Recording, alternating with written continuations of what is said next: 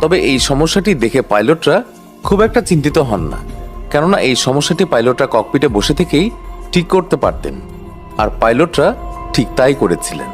প্লেনের right উইংয়ে fuel কম ছিল, তাই তারা লেফট উইং থেকে রাইট উইংয়ে ফিউয়েল ট্রান্সফার করে এবং কোনোভাবে তারা এই সমস্যাটিকে দূর করে।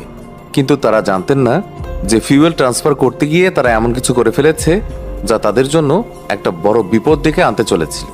এই ফিউয়েল ট্রান্সফারের পর তো এমন একটা সমস্যা শুরু হয় যা পাইলটদের হতভম্ব করে দেয়। আসলে ফিউয়েল ট্রান্সফারের পর প্লেনের 2 নম্বর ইঞ্জিনে ওয়েল টেম্পারেচার কমতে শুরু করে আর ওয়েল প্রেশার বাড়তে শুরু করে। পাইলটরা এখন বিষয়টির গুরুত্ব বুঝতে পেরে একটু সিরিয়াস হয়ে যান, কেননা প্লেনটি তখন আটলান্টিক মহাসাগরের ঠিক মাঝখানে ছিল আর দূর দূরান্ত পর্যন্ত ভূমির কোনো চিহ্নই ছিল না, যার কারণে পাইলটরা খুবই ঘাবড়ে যান এবং প্লেনটি ল্যান্ড করানোর জন্য এয়ারপোর্ট খুঁজতে শুরু করেন। সবচেয়ে কাছের যে এয়ারপোর্টটি ছিল